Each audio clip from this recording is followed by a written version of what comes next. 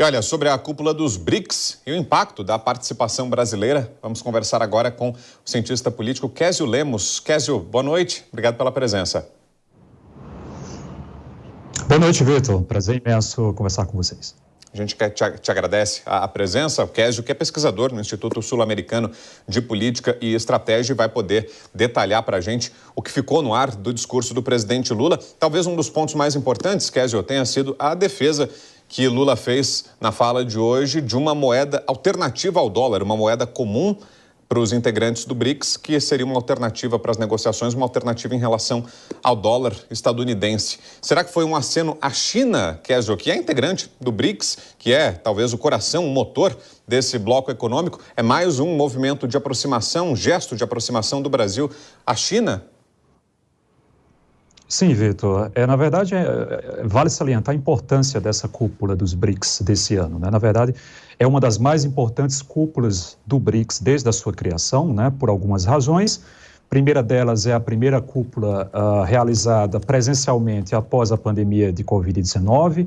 Também é a primeira cúpula realizada presencialmente após o início da guerra na Ucrânia. E esses dois eventos foram eventos que aceleraram, né, esse processo de redefinição do sistema internacional, da ordem internacional, né? Nesse encontro especificamente, nós temos essa primeira pauta da moeda e a pauta da expansão do bloco, né? Quanto a essa pauta de uma moeda, de uma unidade monetária comum, intrabloco, que fosse utilizada para as negociações, né, entre os membros do BRICS, o principal objetivo aqui é tentar deixar os membros do BRICS menos vulneráveis as sanções econômicas dos Estados Unidos, né? Estamos falando aqui de dois mais interessados, né? Que seria a Rússia, evidentemente por conta da guerra na Ucrânia e o conjunto de sanções que está sendo aplicadas sobre o país, e a segunda, a China. A China, ela quer evitar que talvez no futuro, né, a tendência é que o conflito com os Estados Unidos se acirre nos próximos anos, e a China quer se precaver de tentar evitar que o país fique também isolado e seja vítima de um conjunto de sanções por parte dos Estados Unidos. Então, a desdolarização desse comércio dos países dos BRICS tem o principal objetivo diminuir o poder de influência dos Estados Unidos sobre o sistema político internacional e também tornar os membros do BRICS menos vulneráveis a possíveis sanções econômicas no futuro. E já que você falou então, Késio, sobre essa cisão global, digamos assim, né, tem muitos estudiosos já classificando até como uma nova Guerra Fria, né, essa redivisão global que a gente está tendo entre dois grandes blocos, um liderado pelos Estados Unidos, o outro pela Rússia e pela China, especialmente no campo econômico, também no campo militar. Você diria que o Brasil está se aproximando cada vez mais desse campo, do campo liderado por Rússia e China, e a reunião do BRICS de hoje, as falas do presidente Lula demonstrariam isso?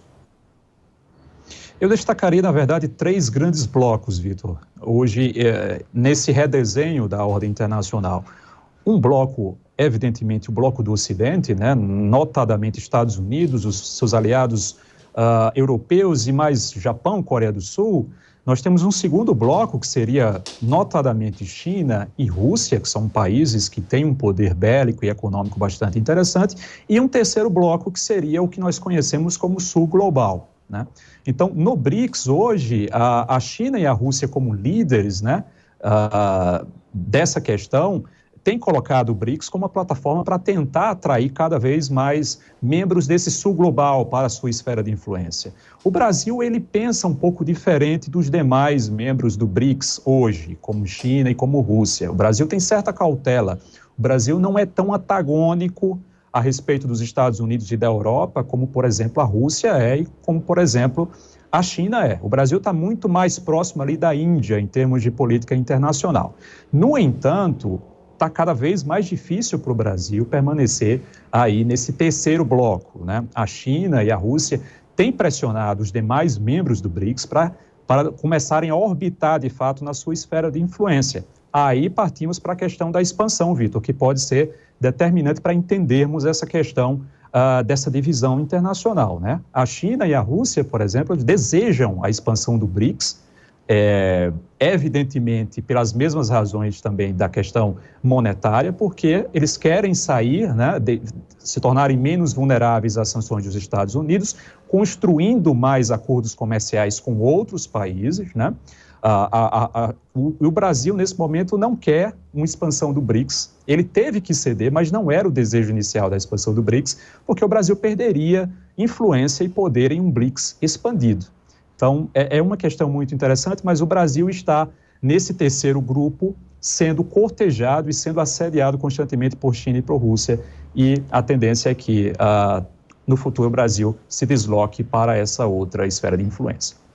E qual foi sua análise, Kézio, sobre a fala do presidente em relação à questão ambiental? Lula disse que há hoje um neocolonialismo verde, né? Justamente numa crítica à União Europeia, à política ambiental, à fiscalização que há sobre a política ambiental brasileira por parte de outros países. Você acha que isso pode, de alguma forma, comprometer o acordo que está sendo negociado já há tanto tempo entre Mercosul e União Europeia?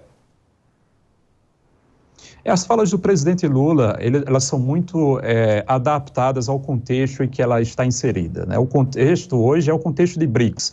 Então, Lula está falando especificamente para os países africanos que desejam entrar no BRICS.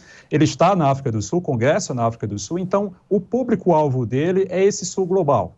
Então, é condizente, é coerente para o presidente, nessa hora, ter essa espécie de discurso.